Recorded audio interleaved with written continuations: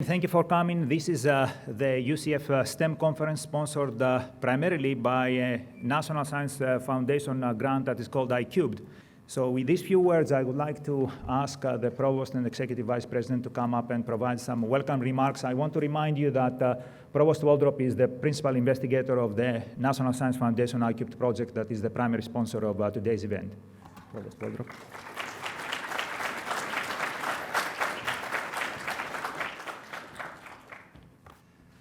Thank you, Michael.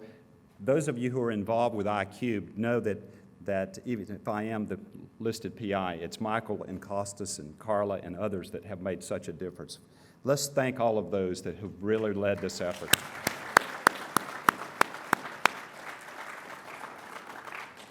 It's certainly a pleasure to welcome you to this third State of STEM conference at UCF. We're delighted to have not only so many people here this early in the morning, but particularly we're excited about the two speakers that have agreed to come in. I'm also pleased to see what appears to be a considerable number of students. If you're a student, would you raise your hand just for us to see? Oh, that's outstanding. Thank you for your interest and participation. This year we're celebrating our 50th anniversary, or starting to begin that celebration. That gives us time to look to the future and to decide initiatives that we might want to do in the future. And in today's world, I think it's integrating research and science, research in many areas across disciplines that's going to make such a difference, and in particular in the STEM fields. For us, we're very much a partnership university, and our STEM efforts, we really think we need to look not only within the university, but also partnerships within our community and throughout Central Florida. It's our belief that this is important for the university, but it's also important for the community and will lead us together into the future. As Michael has pointed out, the conference is sponsored by NSF, by the support they provide us for the iCubed grant. We also get support from the Office of Research and Commercialization, and we have MJ Swallow here, the VP for Research and Commercialization, the College of Engineering and Computer Science. I love it to say that engineering, and then right away I can say the School of Visual Arts and Design, the College of Sciences, Student Government Association, and we're especially grateful that Steve Goldman Foundation has supported us. Thank you very much, Steve. Let's show all of them our appreciation.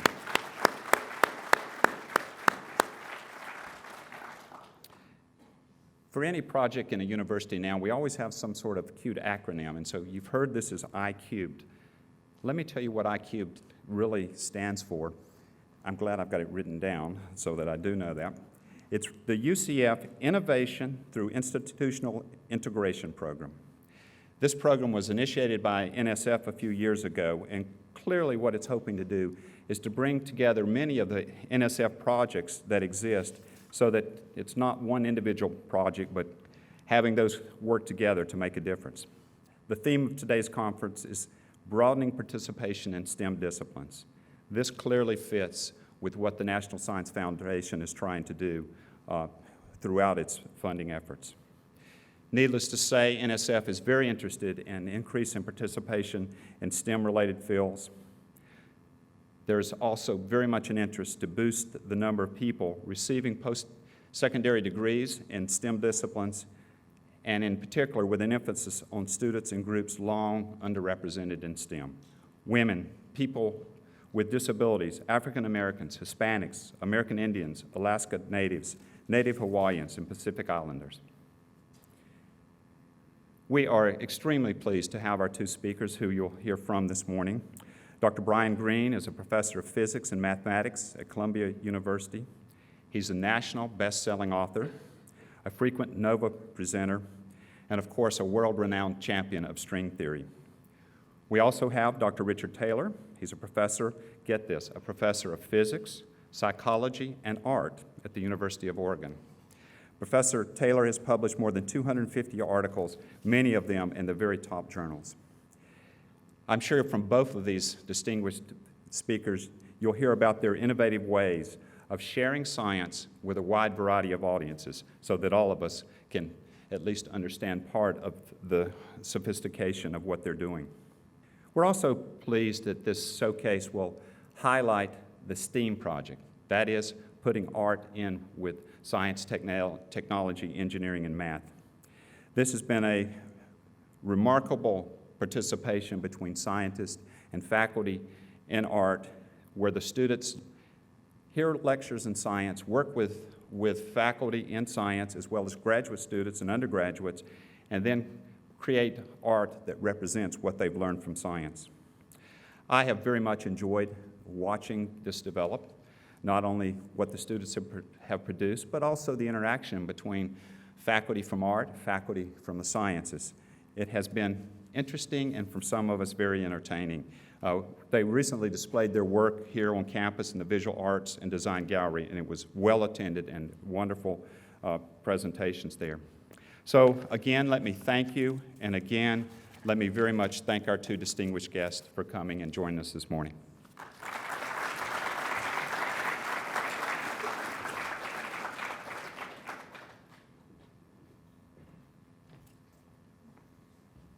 Thank you, Tony.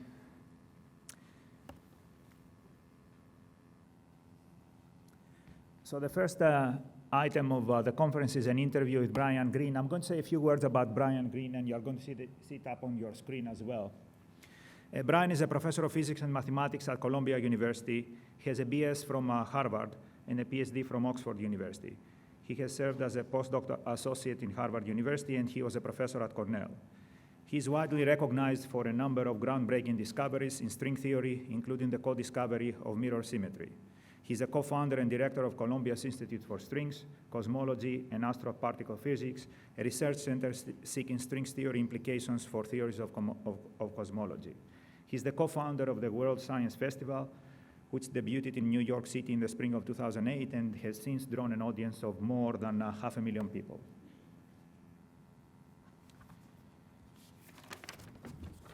Brian is known to the public through his general-level lectures and books like The Elegant Universe, The Fabric of Cosmos, The Hidden Reality, and Icarus at the Edge of Time, which is a short story for children. He has also participated in NOVA series like The Elegant Universe and The Fabric of Cosmos, and has done many appearances in TV and Hollywood movies. Brian Seals is going to be the person who interviews Brian Greene, and this is a short bio of Brian Seals. He's the meteorologist at WFTV Channel 9, graduate from Villanova University with a degree in geography, continued with a degree in broadcast meteorology from Mississippi State University. He's an ABS affiliate in Salisbury, Maryland, and in Charleston, West Virginia. He's a certified broadcast meteorologist through the American Meteorological Society. Has National Weather Association seal of approval for weather forecasting. So let's welcome Brian Greene and Brian Seals with the interview. Thank you.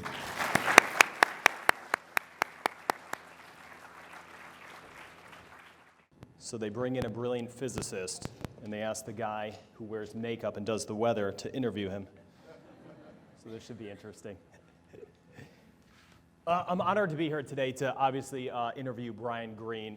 He is a brilliant physicist. He deals with string theory. I tell you if you need an umbrella when you go outside in the morning. So a little bit of a difference here. I think our differences stop at our name. But Brian has done great things, and it's kind of become mainstream, which is good for people like me and everyone if you're in the arts or in the sciences. So it's just a pleasure to be here. Thanks for coming out to Orlando. Hope you're having a good stay so far.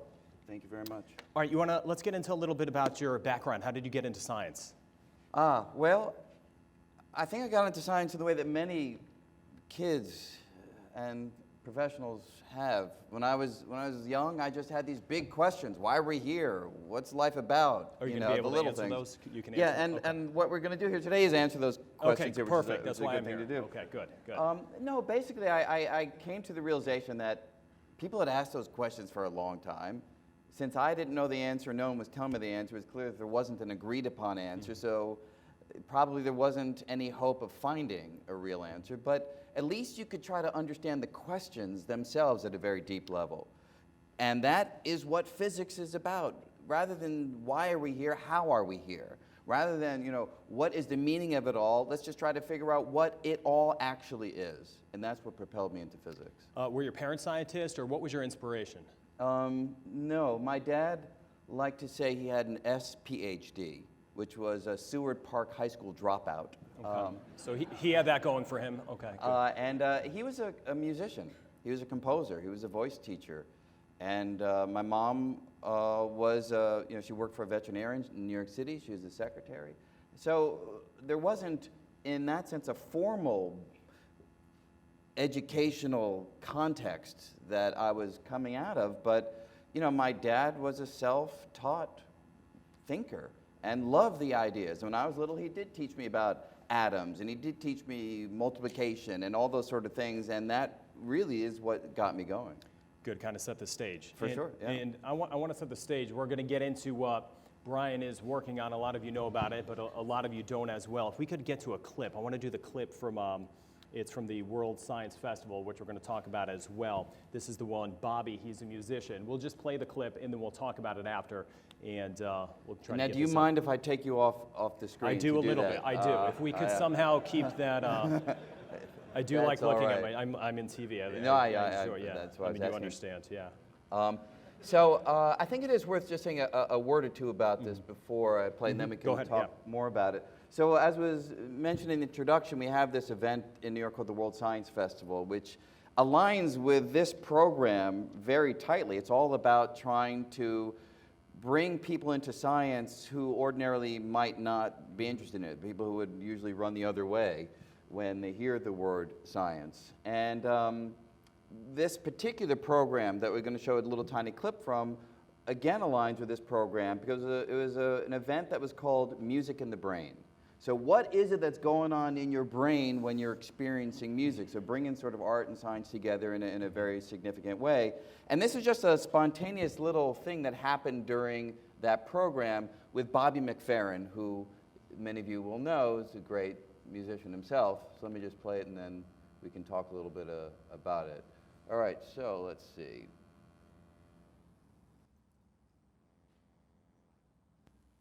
Talking about expectations. Watch. Ba, ba.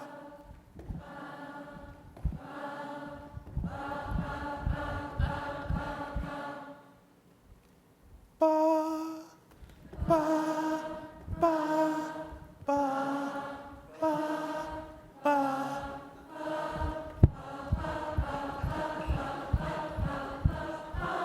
Okay.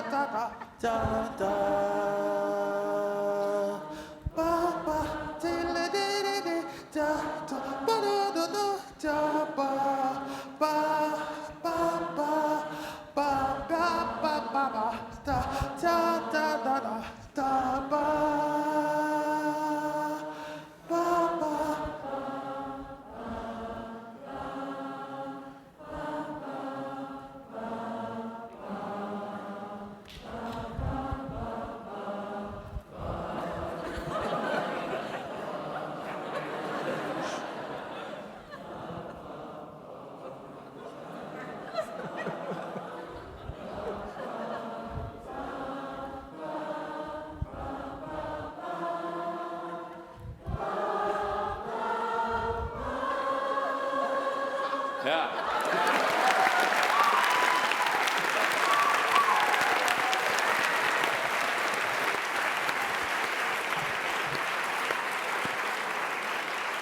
Now, what's interesting to me about that is, regardless of where I am, anywhere, every audience gets that. But it doesn't matter, it's just, the pentatonic scale for some reason. If you're looking for a job in neuroscience, I think, just to phrase the question scientifically, Larry, what the hell just happened here? What what the hell just happened there? Yeah, right, and that's what happened in the conversation that followed. I mean, the folks that were on stage were some of the world-renowned neuroscientists, and that little demonstration propelled a conversation that had a lot more meaning because people actually had experienced what the neuroscientists were about to talk about, as opposed to just a group of neuroscientists lecturing and telling people how things are. And I think that's a vital way, you know, with the subject that we're talking about here, in terms of bringing people in.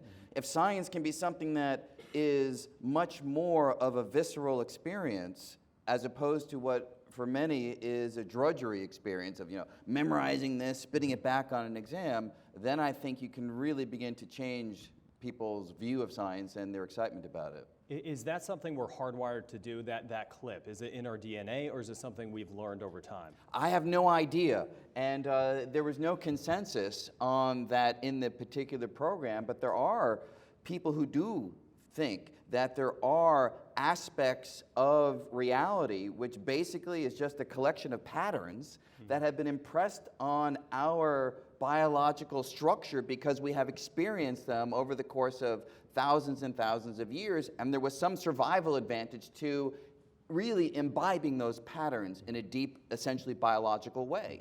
And that can yield a certain propensity to get a pattern that someone else then presents to you on the fly. It was very cool nonetheless. We're going to get to questions after this, so if you have any questions, just jot them down, keep that in mind, if that's okay with you. Yeah, We'll take sure, a few please. questions after this. I want to get into a little bit about Brian's work in general. Unified theory, that is something. Could you explain what that is? I mean, it's easy. Sure. You're on the clock. You have Yep. 1 minute. Go. So 1 minute. Minute physics. So Einstein is perhaps the best known proponent of the idea that there might be a single description for all that we observe in the universe. A unified theory would be a principle perhaps embodied in a single mathematical equation that would be able to describe the big things, stars and galaxies, the small things, molecules and atoms, and in effect, everything in between. Now, Einstein searched for this unified theory, I think as many people know, for about 30, 35 years, and he never found it. In fact, in Princeton Hospital in 1955, lying on a bed that would be his deathbed, Einstein actually asked for the pad of paper on which he had been scribbling equations in the desperate hope that even in the final minutes, he would complete this journey and find this unified theory that he had been searching for with such fantastic passion. And he didn't, but in our age, we at least now have on the table a possible approach that might be, and I underscore might be, the unified theory. It's called string theory. Do we need unified theory? I guess that transitions. Not everybody agrees that we do need a unified theory. They're wrong if they think that we don't need a unified theory. But there are some very famous people like Freeman Dyson. Some of you may know of him at the Institute for Advanced Study. He wrote an article a couple years ago where he said, look, okay, we have a theory, Einstein's theory of gravity, general relativity, and it does work for big things, stars, galaxies, the structure of the universe at large. We have another theory, quantum mechanics, and it does work for small things, molecules and atoms and particles. Leave it alone, right? That's good enough. That doesn't need to somehow be brought together into one unified perspective. The problem with that view is there are realms in the universe. Black holes and the Big Bang are two really good examples where you need a theory of gravity, Einstein's ideas, because it's so heavy. You need a theory of small things, quantum mechanics, because black holes are tiny. The universe at the very beginning was very small. And therefore, you do need to unite them together to understand those real realms in the universe. And without a unified theory, you don't have the capacity to do that. String theory. That's all I have, string theory. Good, that's a start. Where do we begin? Well, string theory, actually, I should say, is one of the easiest theories of modern physics to grasp. Relativity is very, very difficult, very tricky. Quantum mechanics is very tricky. String theory, though, is something which, you can get the basic idea in a minute, right? So you take any object, take a piece of wood, cut it in half, keep on cutting into smaller pieces. The question we have been asking for thousands of years is, what's the smallest thing? What's the finest uncuttable ingredient that you get to? And we all know that there are molecules and atoms. We know atoms are not the end of the story because they can be split, right? You've got electrons going around the nucleus with neutrons and protons, and inside the neutrons and protons are quarks. It's sort of like a sequence of Russian dolls, right? Every time you look deeper, there seems to be another particle. But for a long time, we've thought quarks, electrons, a few other exotic species of particles were it. Nothing finer, no inner machinery. The idea of string theory is that there is inner machinery, that inside those particles, if you could look deep enough, there would be a little vibrating filament that looks like a little vibrating piece of string. And the idea is that the different vibrations, the different notes, if you will, are the different particles. So everything is united together under the rubric of vibrating strings. Electrons, strings vibrating one way. Quarks, strings vibrating a different way. Gravitons, the particle of gravity, a string vibrating in a different pattern. Uniting everything with one idea. Now, in your work with string theory, do you have a specialty within it? I do. I've worked on one of the strangest features of the theory of all, and I just really feel the need to underscore, we don't know if string theory is right. It's a We're going to go with that, proposal. though. We'll go with that. Let's go with Yeah, it. we'll go Okay, with that. we'll take it as a working assumption. And within the theory, there are certain predictions for the world that we would not have thought of without these ideas. And one is that left, right, back, forth, and up, down are not the only dimensions. Those are the dimensions we experience, but the theory says that there are others. In fact, probably 7 other dimensions of space beyond the ones that we know about. The big question is, where are they? And that's a question that I and many others have been working on for a long time. Now, fortunately for us, you brought a lot of this into our homes with a lot of your books, and his books, as mentioned before, are bestsellers. If you haven't seen them, you want to check them out. The Elegant Universe, why did you write it? Why did you decide to write a book? It's a good question. I've asked myself that many, many times. How did you answer it then? Well, it's a funny thing. I was recently clearing out some old junk at home, and I came upon the application, a copy of the application I wrote for college, college essay type thing. And I was really pretty surprised to see in there, because I hadn't thought about it or looked at that in, 20, 30 years, whatever it is, yeah, more than 30 years. What I wrote there was turned out to be pretty much a good description of what I've done. And it said, I want to do science, I want to do physics research, and I want to try to bring these ideas to the general public. So I guess that idea was there for a long time, but the direct impetus for the Elegant Universe was I got a visit from a publisher from Princeton University Press. I was at Cornell, in fact, Costas was there at the time, and they said, look, we think it's time for a book on string theory. We spoke to a few people, they say you're their guy to write it. And I was like, well, okay, maybe it's the time to do it. And he said, here's a contract. And I was like, no, I don't want a contract, because if I begin to write it and it's a piece of junk, I don't want to be forced to actually publish it. You're locked in. I don't know, you're locked into it. So I just went off on my own and wrote it.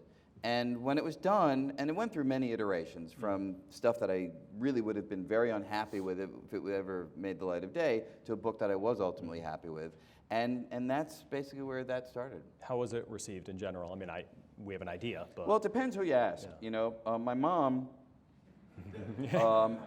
she read the acknowledgments and was happy with that, because there she was. But as far as the rest of the book, she said it gave her a headache.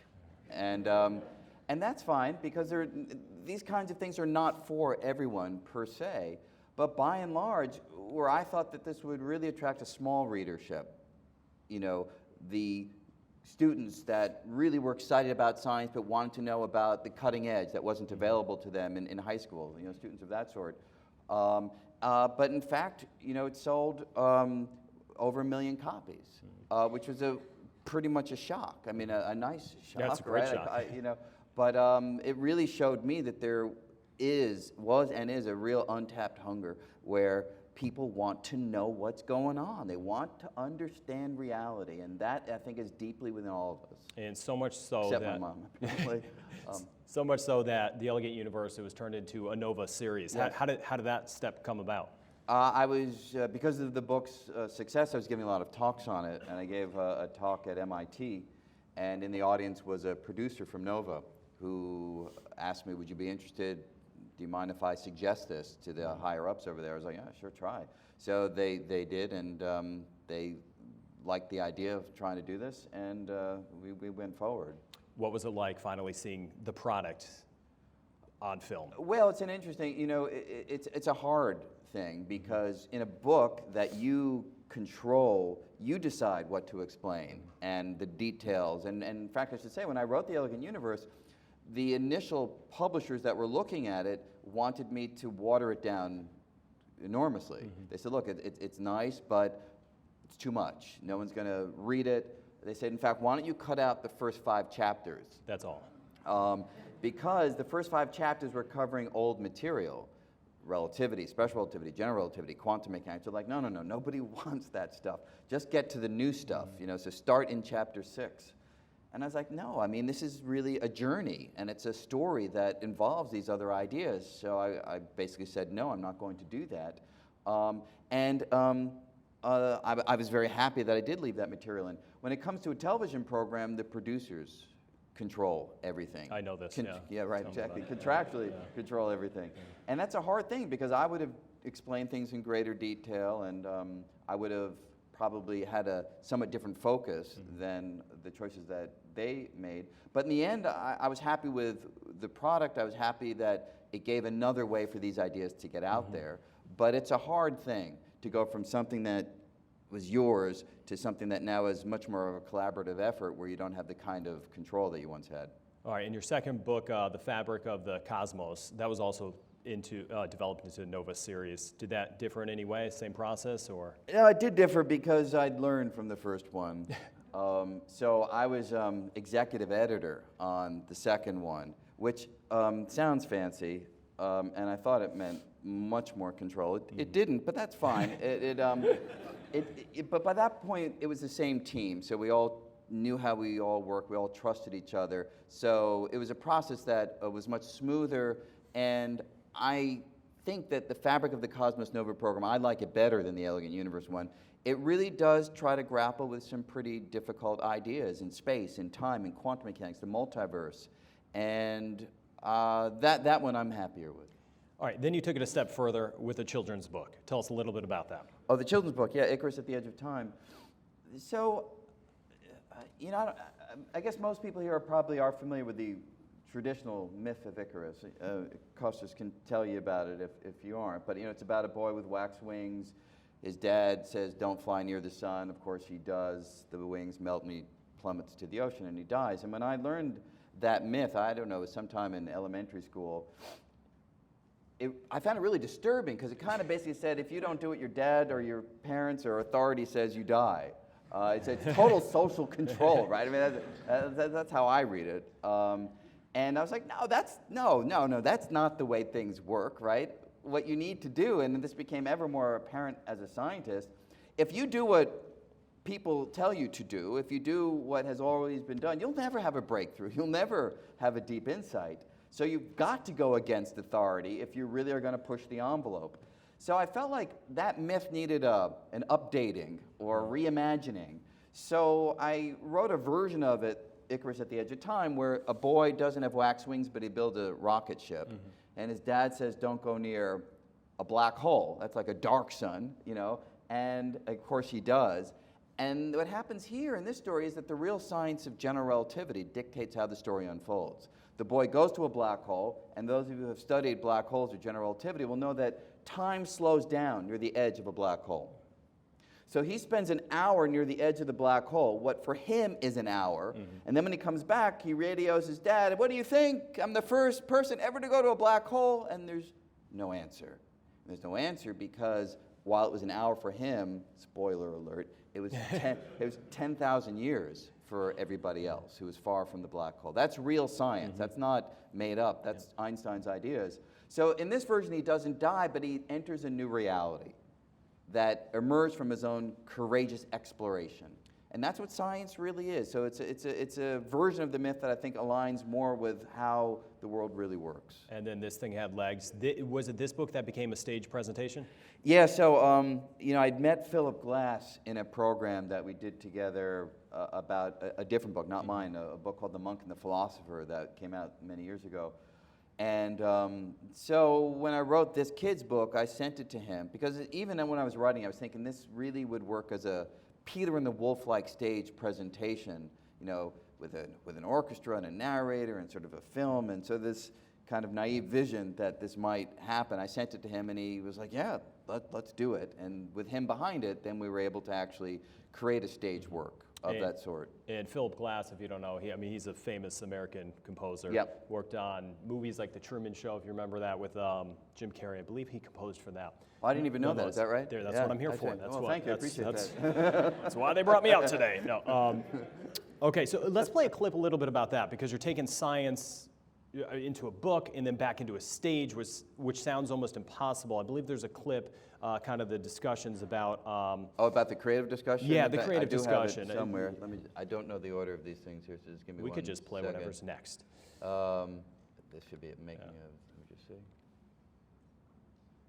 I mean, the ultimate fear is that you get thrown into the black hole and you're pulverized and disappear or something, isn't that right? All his flying around the That's hole right. is to.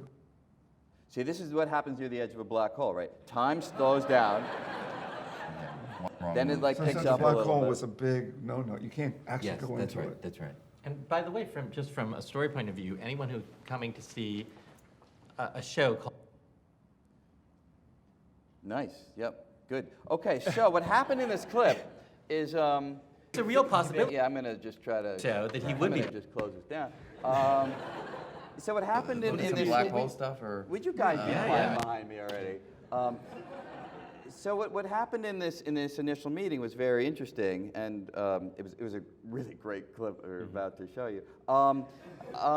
You know, Philip was trying to struggle with the real ideas of the science, which really I found impressive, because he could have just sort of said, okay, I've read the story, let me just write something that kind of feels like it. But no, he wanted to understand the science of time slowing down near the edge of a black hole. So in this clip, he sent me to the blackboard, and there was like a little you know, whiteboard that we had there. And yeah, so there I am, right. So, you know, perfect, what a place to stop.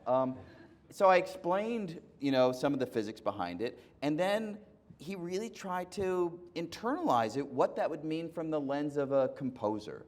And ultimately what he wound up doing is finding a wonderful way of musically aligning with the physics, which has, in essence, time near the black hole and time away from the black hole. So there are two time signatures that are happening in the reality. So he built in sort of two time signatures into the piece, where they are playing off of one another.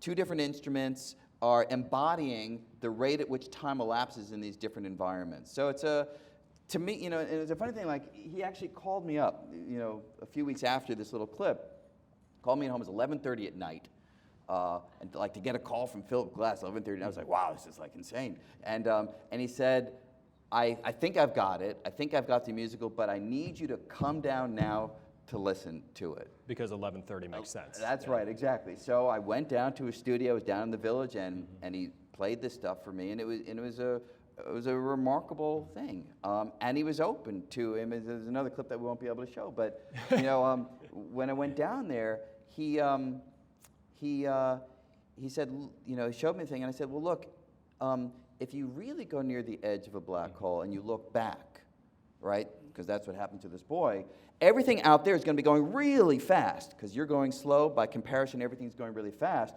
So the music itself should basically, the frequency get higher, higher, higher, higher until you can't hear it any longer. And he sort of thought for a minute, and he said, yeah, okay, you know, I'm open to try to do that, because he was like, don't tell me how to write my music, kid. You know, that guy, which was, you know, I was like, as I was saying, I was like, I can't believe I'm actually suggesting that I should just say this is fantastic, you know. And he did a wonderful version of that, to the point where, you know, he had a helper who was doing the actual composition at a keyboard as he sort of directed how it should unfold. And Philip says, you know, can you octavize that one octave higher? You know, because he was really getting into this idea of higher and higher frequencies. And the helper says to him, I can hear, but there's no instrument in the world that would be able to play that. You know, so there's sort of this mixture of the reality of the constraint of actually having a physical instrument embodying these ideas versus the flight of imagination that this great composer was off on, inspired by the physics of black holes. Now, were you happy how it turned out? Yeah, that's actually one of my, I think it's the favorite thing that I've ever been involved in, because it does put together, you know, physics, music, this orchestral score. We had 2 animators from the UK do a wonderful film that is sort of an impressionistic interpretation of what's going on in the story. And to sit in the audience and sort of watch kids and families go on this journey to a black hole and learn about Einstein's general relativity through a story as opposed to being lectured to, I think it's a very exciting thing. In fact, I should say, you know, when I wrote the book, before the live adaptation happened, I dedicated it to my son, who was, I guess, about 4 at the time. And you know, I got the book hot off the press, and I was tempted to read it to him. I said, no, I don't want to read it to him because I don't want it to be like, you know, okay, here's Dad again with his book, you know, that kind. I didn't want it to sort of feel like he was forced into it. So I left the book around, many copies around the house, and he found it, and he actually asked my wife to read it to him, and she did. And at the end, he was crying. He's crying because this boy comes back, his dad is dead, you know. And someone said to me, didn't that make you feel bad? And obviously, at some level, it did, but at another level, I was thrilled, because if general relativity can make a 4-year-old cry, that's a good thing, because the science is now becoming something that is meaningful. You're seeing how the science actually can impact real life in a deep, profound way, and so you care about the science in a way that you don't if you just learn it in a textbook and take an exam.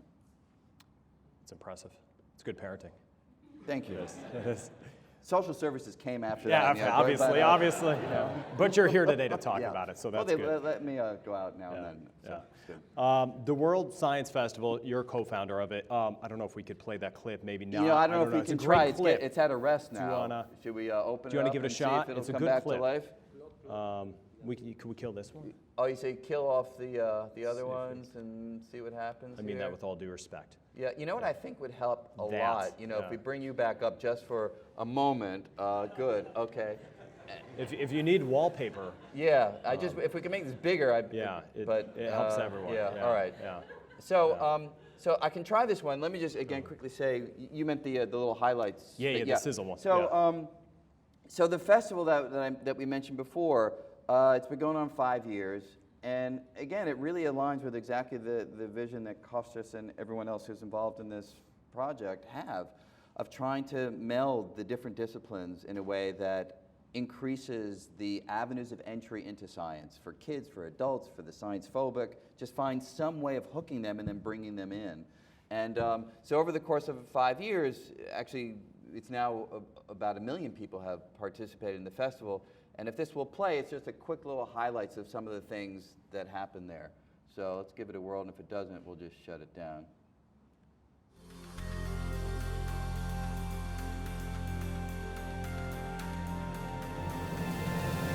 Some of the biggest names in science and the arts have gathered here in New York City for the World Science Festival. The festival, which has been called a new cultural institution by the New York Times, takes science out of the laboratory and into the streets. World Science Festival kicks off with a star-studded gala performance hosted by Oscar-winning actor Alan Alda. Tonight we fly across the cosmos at the speed of art. Scientists and artists come together and give us a view of nature that is both fascinating and fun. It is my distinct pleasure to dedicate Icarus at the Edge of Time to tonight's honoree. More than any other member of our species, Professor Hawking has traveled closest to the edge of time. I am very honored by this wonderful evening.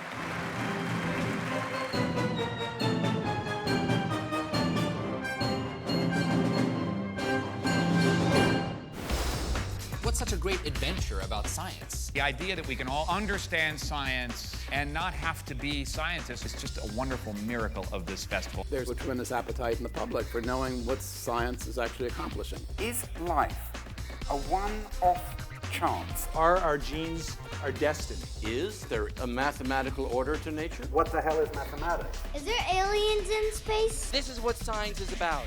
The excitement, the wonder, the adventure, the discovery. If you ask me, what do I hope to find? I don't know, more cool stuff. To moderate this panel on quantum physics, do you know anything about it? Well, you know. The most intimidating audience to teach a short Black Holes 101 course in front of Professor Stephen Hawking. Give us a thumbnail sketch of the beginning of the cosmos as we now know it. You can actually do a calculation to find out how many bits are necessary to simulate the universe. The program here tonight will discuss more dimensions than meet the eye. Now, string theory, it's multi-dimensional, vibrating strings that are so small that there's no way to ever measure at any imaginable point in the future. And yet, people still take you seriously. Kinds of things that will be said here on this stage this evening are the kinds of things over which wars have been started. There's no animal in the animal kingdom that has wreaked the kind of havoc that we have. Unless we take care of the ocean, nothing else really matters. You deserve to be punished for doing the wrong thing. Tonight we're going to explore science and religion. Why do you still have faith in God? What do you mean still? You can't predict what's coming next. You can't prove what's coming next. I'll tell you what. You don't care because you're a physicist. If you can't solve a problem, convince yourself that it's not important. Forget about it. We got to get especially young people interested in science, because by the time they hit school, it is literally crushed out of them. I think young people care a lot more about science than we did when we were their age. Who among the young people here would like to go to Mars? What can people expect from a free street fair? You won't find falafel or tube socks. This is really wall-to-wall science. I love the idea that they're taking the exhibits out to the people. I live for being around great young scientists because the world has amazing possibilities. I am a mathemagician. That's 300 times 238 plus 31 squared, 71,400 plus 961 is 72,361. Let's hear it for algebra! Is something beautiful to you because we're hardwired to like beautiful things, or because it relates to reality?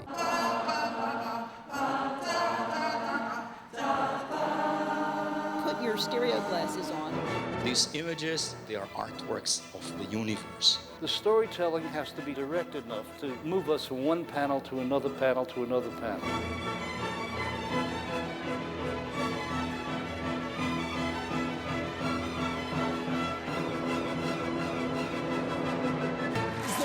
Science Festival. I'll be there. Yeah, so in a nutshell, that's what the event is about. That's cool stuff. Now, the World Science Festival has a hand in public programs? Hang on, producing some type of public program? Yeah, what's, I mean, what's that's kind of the all. outreach? I mean, the whole thing is Yeah. for the public. Okay. I mean, there are some events that are now geared more toward graduate students and postdocs and faculty because there was a clamoring for, hey, you got these great scientists coming, let's also allow them to communicate and intersperse with and inspire the scientific community as opposed to just the general public. But yeah, every event of the sort that you were seeing there, it's meant for the person that really has no background, but just a glimmer of interest that can be really nurtured and grow into a lifelong passion for these ideas. That's awesome. All right, now you've been an advisor on many films? On several films? Yeah, that's right, a handful of films. Okay, yeah. Could you tell us a little bit about how you got into that? Well, it all sort of comes from the same place. You know, you write a book that people can start to understand these ideas, and when they start to make a film, they're like, well, maybe we should understand some of these ideas if there's going to be science in them. I guess the first one I did was a film called Frequency, which is a number of years ago about a father and a son communicating across 30 years. I don't know if anyone's ever seen it. So I was just advising on it, and they were like, hey, would you like to sort of be in it? I was like, okay. And so they had one scene where they were setting up the time warp, where they had me being interviewed by Dick Cavett. Remember Dick Cavett from the old days? And they used some old footage of him interviewing me to make it look like it was 1960 or something. And then they aged me, which was a harrowing experience. I have far more respect for actors than I did before. I mean, they have to cover your face with plaster, and they're like, you might want to, have someone holding your hand while they're. I was like, hold my hand, just put the plaster on. And when they put the plaster on, I started freaking out. You feel like you're being buried alive. Yeah, so that was one example. Perhaps the most interesting, though, was a film called Deja Vu with Denzel Washington. And it was a Bruckheimer film. So I flew out to California, and I met with the writers, who was actually Tony Scott and Jerry Bruckheimer. And in a big office, they brought in a blackboard, and they said, explain relativity to us, because we want to understand the time elements and see if we can't integrate them into the film in a realistic way. So it was great. I was there for like an hour explaining all this stuff, time dilation, Lorentz contraction, and on and on and on. And they were asking great questions, and we got to the end, and they said, oh, good, but can't we just change it a little bit to work better with the story? And I was like, you can do whatever you want, obviously, but it's good to know the rules that you're breaking, so that at least if you're going to break them in a way that's consistent, which is a very hard thing to do. I mean, when I see a film, I don't know how others who have a scientific background react. I don't really care if it's scientifically accurate per se. I just need it to be a self-contained, logically consistent thing, so that I'm not buying into the premise, and then at the end, in order to make something happen, they'll break their own rules and take me to some place where it just feels like a waste of time. But I was impressed that they really at least had some interest to at least know what the understanding of time and relativity was. All right, one more clip. I want to play this last clip. You've also had a couple appearances on TV. Now and then, yes. Yeah, and some of you may know this show. Do we have this clip? The last this one here? Yep, I'm guessing. Well, actually, let me just close down this one.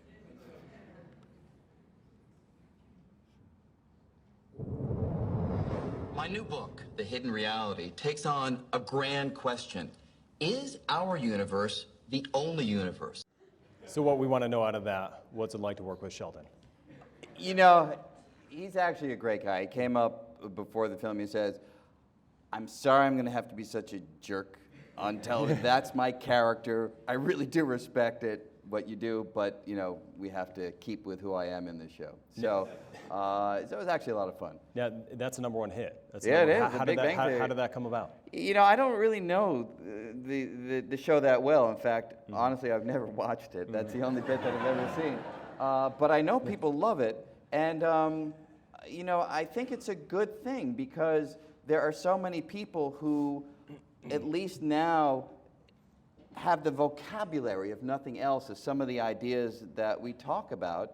And moving science from the cultural outskirts, where it has been for so long, into the cultural center, I think is a vital move that shows like this can start to help happen. I think ultimately it needs to be the case that people view science as important as music and theater and dance and art to a full and rich life, because it is, but for so long, either the way we've taught it or the way we've looked at it or the way we've presented it, people have pushed it to the side and viewed it as something just for the guys and the girls in the white coats and nobody else. And that's a real unfortunate thing. On a personal note, with acting, how was that? Oh, that wasn't acting, man. That was just me being me. All right, let's finish up with just a couple things. I mean, with everything you've studied, can you conclude something for us? What's the point? Our universe is colliding. Do we have time to get the heck out of here? What do we need to know? 42. I think is what it all comes down to. No, it's a lot of questions in there, and we are in an interesting place in physics right now. In particular, a lot of those questions are cosmological. And I think since the time we looked up, we've been asking ourselves, where did it all come from? And in our age, we have, both through theoretical investigations and through powerful telescopes that are lifted to the heavens on satellites, we now have a theory called inflationary cosmology that many people believe is giving us insight into how the universe got to the way it is now from a tiny fraction of a second after the beginning. And the fact that we can do calculations, this is the amazing thing, the fact that we can do calculations with this inflationary theory, piece of paper, you do these calculations, and you get a result for how the temperature in space should vary from one point to another, based upon quantum jitters in the early universe being stretched out by the inflationary expansion. We do this calculation, and then we send up these telescopes, and they measure the radiation, the heat of space itself. And the calculation and the theory agree to fantastic accuracy.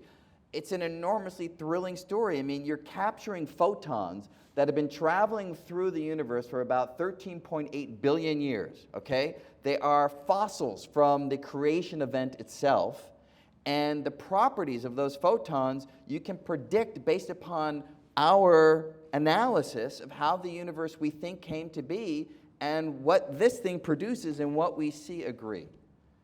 There's no more thrilling story than that. Thank you. Could we take a few questions? Is that okay? Does anyone have any questions? I believe the microphone in the middle, that would work. Do you mind? Or I mean, you could just stand up. Yeah, oh, we got, if you guys want to jump in the back behind him, go ahead. No, you go ahead. Yeah. I'm interested in physics and mathematics, and particularly currently group theory dealing with symmetry. And I know the superstring theory requires superparticles, and that's something that will be invariant under some kind of change. What exactly is that as far as supersymmetry, and how will we go about actually scientifically detecting such a thing other than just the mathematics that's really currently what's going on? Right, so how could you actually test ideas like string theory? Right, and what is this supersymmetry? What's that no, it's about? Good. It's good question. Next question, anybody? No, it's good. It's a vital question because, look, you can talk about a lot of interesting ideas, theories about how the world works. It's only when there's a confluence between the predictions and the observation or the experiment, as with inflationary cosmology, that you know that you're actually talking about something that has the possibility of being true. Now, for string theory, how would you, the most direct test from the description I even gave you would be, take a particle, you look deeply inside it, and if you see the string, that's pretty good evidence that the ideas are correct. The reason why we've been unable to do that is because of the scales involved. We believe that the strings are probably 10 to the minus 35 meters in size. Even the Large Hadron Collider, most powerful accelerator we've ever built, can only probe to roughly 10 to the minus 18, 10 to the minus 19 meters. I have a Planck microscope right yeah, here. that's right. So to the Planck mass that you're describing, to what we can observe is many orders of magnitude. So you need a more indirect way to try to test these theories, and that's where your question really comes in. The full name of string theory is superstring theory, and the super is what you're referring to, supersymmetry. And it does refer to an invariance of the equations under certain group theoretic transformations, exactly what you were mentioning. Now, that may sound like gobbledygook to many people. The implication of that, though, is much more straightforward to understand, which is because of the supersymmetric quality of the equations, there has to be a particle to every known species of particle. That's what the transformation requires for the invariance. So for the electron, there should be something called the supersymmetric electron, or the selectron for short. For quarks, squarks, neutrinos, sneutrinos, a whole list of sparticles. I do not name these things. No, a whole list of sparticles corresponding to the known particles. So what's happening at the Large Hadron Collider in Geneva is, through powerful collisions between protons, we're hoping that in those collisions, some of these sparticles will be produced. And if they're produced, the detector should be able to see them. And if you do see these hitherto unseen particles, that would be a strong piece of evidence that these ideas are going in the right direction. That's what we're hoping will happen. What's the electron volt level required for such a heavy particle? The what required? The electron volt level. You mean how much energy do we need? Right. That's the big unknown. And that's why we're uncertain whether this is going to yield a positive outcome. So the theory suggests that these sparticles should be roughly no more than, let's call it, 1,000 times the mass of a proton. So in electron volts, that would be 1 TeV. So that would be 1,000 billion electron volts. And that is a level that the Large Hadron Collider can reach. But this is just a suggestion from the math. It's not ironclad. It could be either that the theory is wrong and there are no supersymmetric particles, or it could be that the theory is right, but the particles are heavier than the initial indications, and they might be too heavy, require too much energy for that machine to produce them. Thank you very much. Any other questions? You could stand up, go to the microphone if you want, or you could just shout. Okay. That was a wonderful interview, by the way. Thank you. I just have a question. What's it like working as a scientist, because you've become the go-to guy for the public in string theory and informing them about it? What's it like balancing that with actually doing your scientific research? It's hard. You know, in the early days when I started to do this stuff, I would do physics during the day. I wouldn't let anything get in the way of that, and I would do the writing or anything else of that sort at night. And the difference is I got married and I have 2 kids, which means I don't have a night any longer. It's gone away. So it's much more difficult to balance the two. And yes, I have found myself over the last handful of years making choices where I'm not going to write that paper. I'll just let my students work on that and I'll advise it from a distance as opposed to being in the thick of it on certain projects the way I would have been in the past. And there's a real cost to that. And the question is the cost worth it? And it's hard to know. You make these choices in life. Some of them you make really consciously. Others you kind of fall into and you go with it. And I'm somewhere in the middle on those 2 things.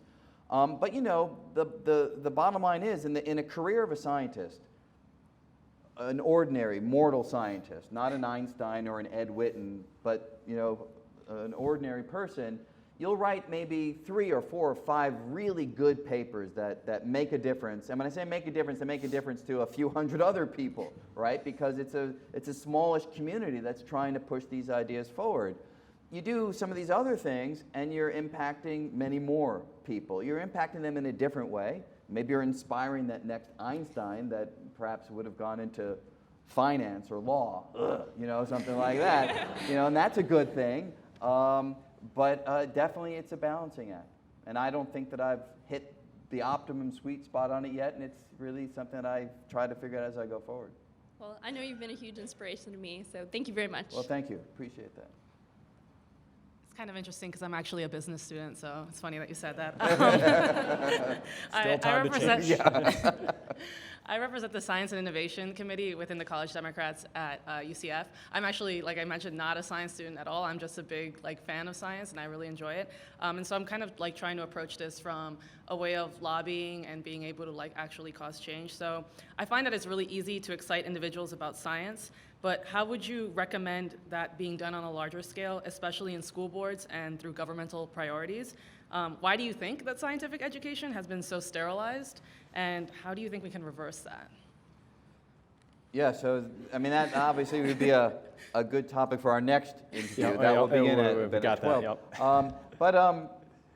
So a quick answer to that is, I think what we've fallen into in the education system is an assessment mentality. We basically want to communicate some information and test it. And that's the rhythm. And anything that is not right within that pattern somehow seems secondary when it needs to be primary. If you want kids to be excited about learning mathematics, learning how to solve problems in classical mechanics, learning parts of a cell, you can't just throw them into the details. You have to show them why those details matter. And those details do matter because those details inform theories of how the universe began and why there are black holes and how there is this gray thing in our head that allows us to think and feel. I mean, these big questions, where did the universe come from? Where did life come from? Where did consciousness come from? They are deep questions that I think anybody can get excited about. And when you connect those to the details that you teach in the classroom, then there's reason for learning those details, not just to do well on an exam. And I think that's the big shift that needs to happen. And I think there's a great opportunity to do that now because, you know, I tried in a very modest way to do this in a more formal setting, you know, with Department of Education kind of conversations. And it's useless. It's impossible. It's trying to move a mountain. There's this big structure. You know, like this little forget about it. But now you can go around that. Because now with this thing over here, you can create educational materials that can have, if they're good and put out there the right way, worldwide dissemination. So I think this is the opportunity that we now currently have to change everything. Can I do like a quick follow-up? Yep. So would you recommend then trying to give students more access and more like to instill in them intellectual curiosity rather than trying to reform specifically the way we do things through like standardized testing? Well, I just think the latter, while would be a great thing, is not realistic. Or it's certainly not a challenge that, for instance, I would want to take on because the odds of success are too small. Right. But I think if you, like the World Science Festival goes around the structure. We initially had conversations about integrating into the schools and forget about it, useless. So we decided to just do it outside the system. And so we have hundreds of thousands of people come each year to it. And hopefully that then inspires that when they go back to school, they remember that there's some link, some connection. But this is a way where you can interact with someone every single day, and in that way, not necessarily replace the part of the school system that should be changed, but have a vastly new kind of experience for kids, which I think can make a difference. Thank you. Hi. I'm a student in the UCF Chem department. How would you suggest scientists who are also artists get involved in that movement?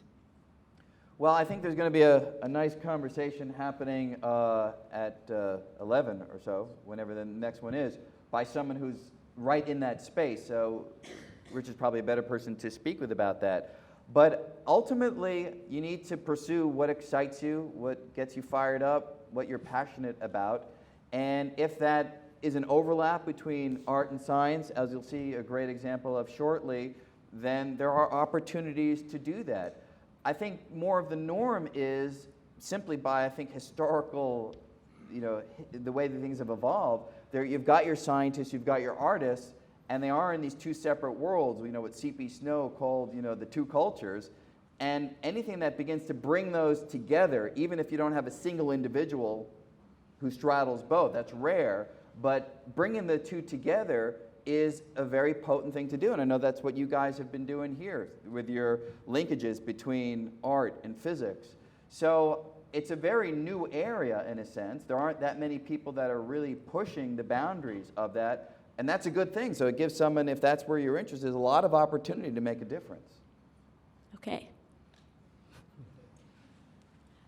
So I'm in my last semester here, and I've been trying to communicate my research to maybe people who, just like you, you're trying to communicate your research to people who aren't exactly exposed to it every day.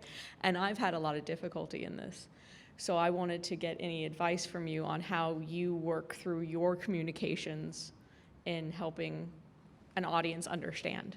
Yeah, well, I think I have a somewhat of an advantage because even before I was trying to bring things to the general public, when I did my own work, when I would do calculations at my desk, I was never satisfied if my understanding was completely dependent on the equations, on the technicalities. I always was building an intuitive picture, a story, if you will, that was in parallel with the equations. And then when it came to bringing these ideas to the general public, I sort of felt like I had this library of ways of thinking about the complex ideas that I could draw on as a basis and then cloak it and dress it up in stories and metaphors and things of that sort that would then make it more interesting, more palatable. But I think that's the vital thing. I think you as a scientist, if you are constantly trying to tell yourself the story of your own work in ordinary language and ordinary ideas, then it prepares you well for those kinds of conversations. I mean, but I should say, when I wrote The Elegant Universe, first book I wrote, the last chapter I wrote was on quantum mechanics, even though it was one of the early chapters in the book. And it was because I was so intimidated by trying to explain quantum mechanics to a general audience.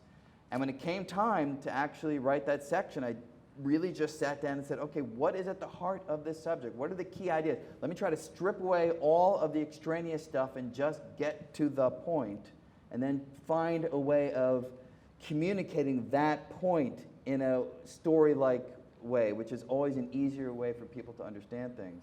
So it's not an easy thing to do, But I think if you sort of take a step back and just try to find the heart of it, and then bridge that unfamiliar territory to the familiar, then that's the way in which it can take people across. Thank you. You've been a huge inspiration. Appreciate that. Thank you. Are you going to be able to finish the whole line? There's a couple more. Oh, yeah. I guess there's three or four of you? Yeah. Okay. Hi. Or 5? 20. No. I'm an art student. I was in the STEAM show recently. And I was just wondering, like, when you are reducing these ideas for, like, a general audience in this sort of way, do you have a certain, like, when you're visualizing these things, are they, like, do you feel like you've ever gone too far with the reducing? You need to, like, move back up to try to, like, bring more of the science into it so everyone can understand? Yeah, I mean, I have an allergic reaction to things which take science to a caricature. And again, like the example I gave with the Elegant Universe, the reaction that some publishers had, they wanted to push me into that caricature place, and I just wouldn't go there, because I can't stand it when people who bring science to the public think it has to be with loud noises and flashes and explosions and oversaturated colors and balloons and confetti and all this stuff that has to be there, or else you're not going to be able to grab the audience's attention. I just think it's a complete lack of confidence in the intrinsic interest in the ideas themselves. And in fact, I probably shouldn't say it, but it's a small group among friends, and it's not like you're going to film this or anything. But the third episode of the Elegant Universe television show, the reason why I really don't like it is because between the time that I saw what I thought was the last version and the one that was on television, somebody in that process lost confidence in the intrinsic interest of the ideas and added drum rolls and added flashes to the interview pieces and all this stuff. And I was like, good God, that doesn't advance understanding at all. I mean, if a great visual metaphor, a great piece of animation, if it has flashing lights, but it's really advancing your understanding of the ideas, then I'm all for it. But if it's just flashing lights and noise to kind of keep you in as opposed to surfing away, then I think that's wrong. That's utter nonsense. And that's the kind of stuff that I hate, and I try to stay away from. But that's what happens. There it is, yes, behind that. See it here too. Thank you very much. So, sorry if I sound like an idiot up here, but you're kind of a big deal to us nerds, so. I'm just curious. I'm in Costa's relativity class right now, and I came across some other theories while studying that, because we had to. And I came across Einstein-Cartan theory, and it seems to be a little bit better, at least a little bit better, probably a lot better, as far as a classical theory that includes some hints of quantum. Why is it that research in that area has kind of been suppressed or whatnot? And by that I mean the research that includes like space-time torsion. Is it just because it makes the math harder? No. I mean, physicists often take a subject and explore every possible variation on it to see if there's something interesting to be found, and that's generally a good thing to do. The vast majority of those variations, Einstein's general relativity is a great example because it has been around since 1916. 1919 is confirmed through observations. And then for the last 100 years, people have been saying, okay, can we make it better? Can we tinker with it? Can we add torsion? Can we add scalar fields? Can we add non-trivial kinetic terms? Can we add F of R type terms? There's a whole voluminous literature of pathways that lead from Einstein's idea to other things that are deeply connected to it, but different. And pretty much what we found is that based upon observations, Einstein's core idea, modulo 1 change, the so-called cosmological constant, Einstein's core idea seems to be the best at describing the actual observations, the actual data. If the other theories were better at that, if they described the precession of the perihelion of Mercury with greater accuracy, or if they described radar signals bouncing off the moon with greater accuracy, then people would absolutely gravitate toward bad word. They would move toward these theories. So it's not a question of sort of suppression or too difficult. That never comes into the adjudication process. It's whether the idea can describe what we see. And Einstein's core idea, the simplest thing really that you'd write down, modulo the cosmological constant, is still the best thing we have for classical gravity. There's just one thing. I came across some other papers that actually, I think Richard Hammond wrote a paper that proved that general relativity needs torsion to explain intrinsic spin. You can describe spin in general relativity using, a formalism that has been in textbooks for many, many decades. It's not a unique approach. There are variations on it as well that are worthy of describing. I don't know the paper that you're referring to, but sure, it's great to do that. At the moment, our understanding of how gravity and quantum mechanics, therefore the properties of particles, come together is still at a rudimentary stage. And it could well be that some of these more exotic ideas will be needed once we meld things together in a more complete manner. So it's good that people are studying these things, but at the moment, it's still the core Einsteinian framework that we believe is the best one to describe what we see. Thank you. And for the sake of bathroom breaks, if we could cut off the questions in whoever's in the last, who's last there? It's the red shirt? There's 3 behind me. Okay. We'll zip through them. That's okay. All right, Yeah, hi. sure. Easier Can you for hear me me? to say. I've seen that there's a number, it's I believe 0.13 to the negative 35th or something that comes out of string theory. Could you explain the significance of that number that turns up? And also I was going to ask you what your inspirations were besides Einstein and Newton, obviously. When you were going into college, did you read anyone like Richard Feynman that inspired you? Yeah, so I'm sorry, the first number, I didn't quite catch that. What was it? I believe it was 0.13 to the negative 30. There's a bunch of zeros. It's a lot of zeros, and then I thought it was 113 that came out of string theory that is important to our universe, and other universes might have their own number. I know what you're referring to. Yeah. So you actually are referring to the dark energy, the cosmological constant. Yes. It's actually, depending on the units that you use, but the natural units, you left out a lot of zeros. Okay, yeah, I'm not sure how many zeros. It's about a decimal point 120 zeros, okay. then a 138. And that number actually is not a theoretical number, that's an observational number. Mm-hmm. So you may know that the Nobel Prize in Physics 2 years ago was awarded to these 2 teams of astronomers, Saul Perlmutter and Brian Schmidt, 2 teams of astronomers that measured the motion of distant galaxies by looking at supernova explosions in them. And they were trying to figure out the rate at which the universe was slowing down in its expansion, because everyone knew it was slowing down. You throw a ball up in the air, it goes up, but it goes up slower and slower since gravity pulls things together. So the universe is expanding. We learned that from Hubble back in '29. A lawyer turned astronomer. A good thing to happen. So everything we know is expanding, but everyone expected to be slowing down. When they completed their observations, they found that the expansion is speeding up, not slowing down.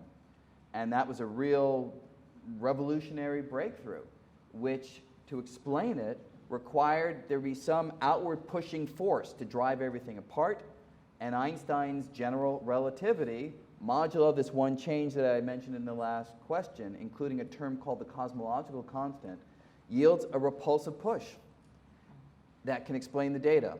And when you look at the data, you try to figure out how much of this cosmological constant, this energy in space, that's what the cosmological constant is, energy pervading space that doesn't give off light, in the appropriate units, it's that number, all the zeros in the 138.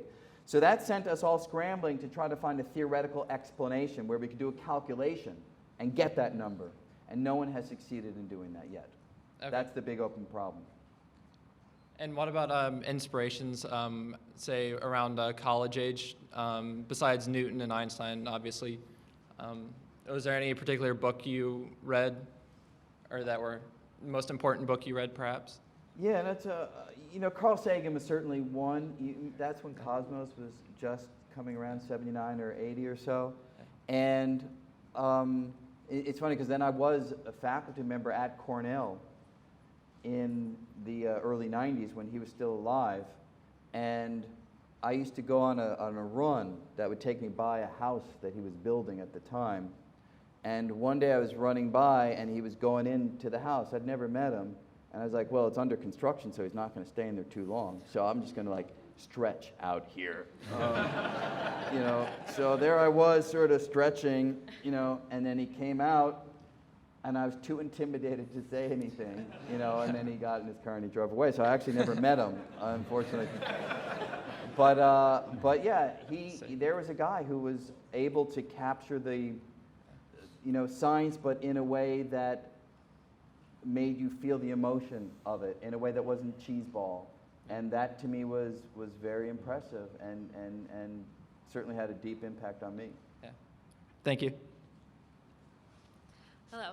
I'm a graduate student in the biomedical science department, so this is a little outside of my comfort field, so this might be a naive question, but I have two.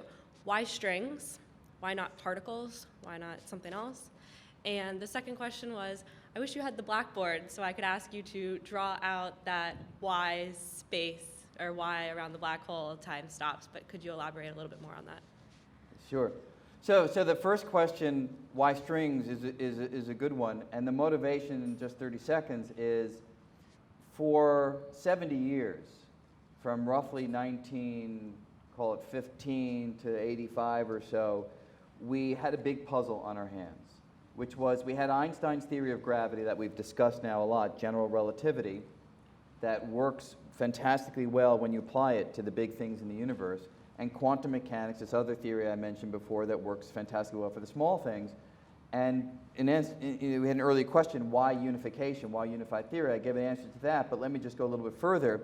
We have found that these two theories are not just separate, but they actually are in direct conflict with each other. So the theory of the small and the theory of the big, the equations, when they come together, don't work, all falls apart. And that is a big puzzle.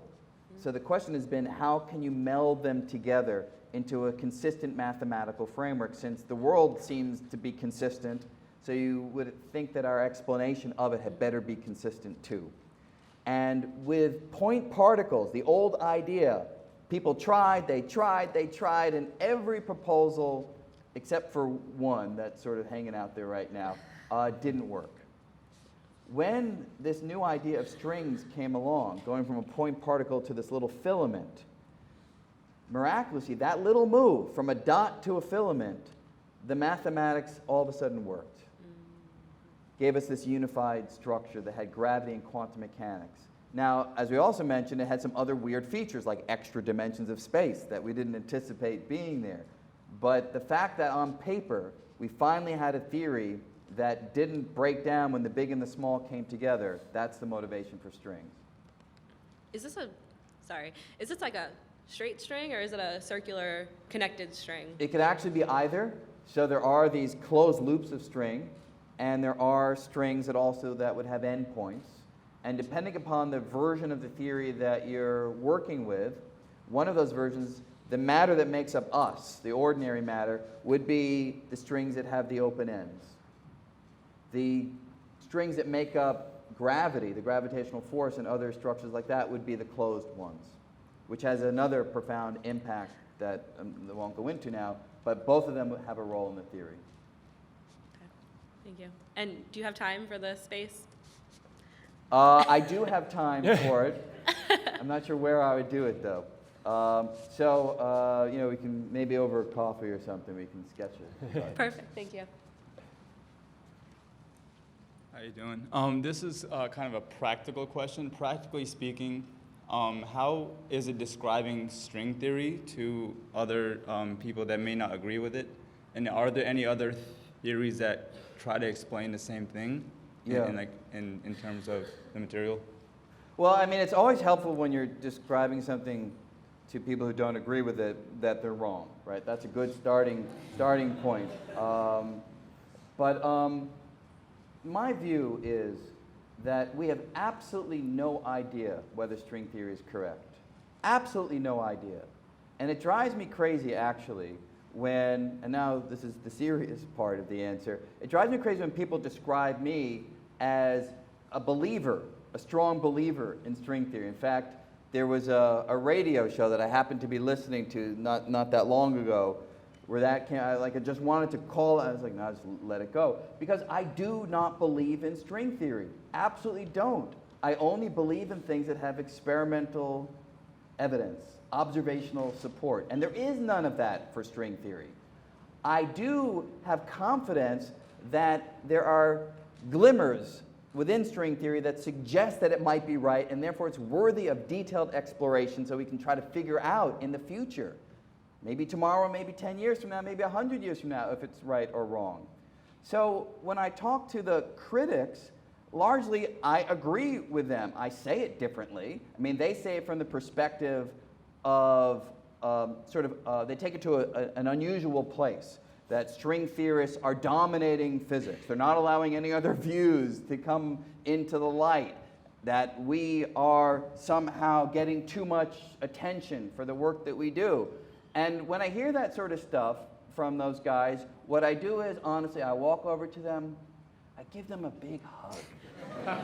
You need more love, is what they really are saying, because they're doing great work. Their work has had some public appearance. Lee Smolin wrote a very good book on the other approach. It's called Loop Quantum Gravity. And I'm glad that there are other people pursuing an avenue that might be right. We might be wrong. That's a great thing. The health of a field is a number of distinct ideas that people are pursuing in trying to get to the answer. That's a good thing, not a bad thing. So there's almost nothing to argue about because we just don't know. And if you don't like this approach, or your intuition is that it's not right, string theory, work on something else. That's a good thing, not a bad thing. Yeah.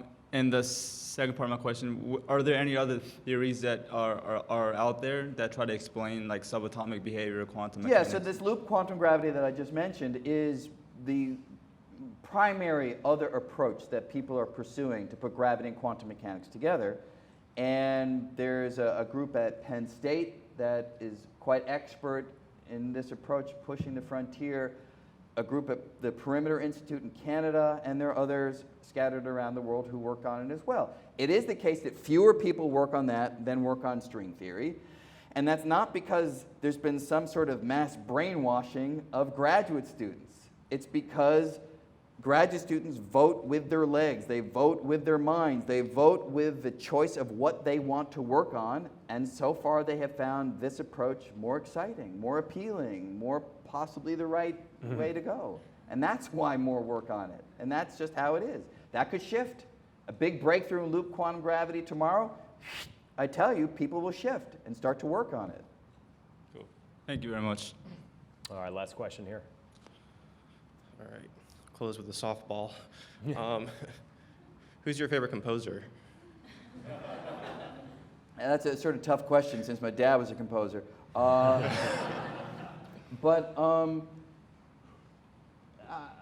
if I was forced to pick one person, I would say Brahms. Brahms. Because, when I listen to a Brahms symphony, it has a way of grabbing your soul in a way that I find other music doesn't quite do for me. Now, you have to be in the right mood for that kind of an experience, but if you are, then it's a wonderful thing to go on a journey with that particular genius. Thank you. All right, briangreene.org, that's the website. You can check it out for your works, your books, Amazon.com if you want to get a look at his books and things like that. And let's give him a big round of applause. Thank you, Brian. Thank you.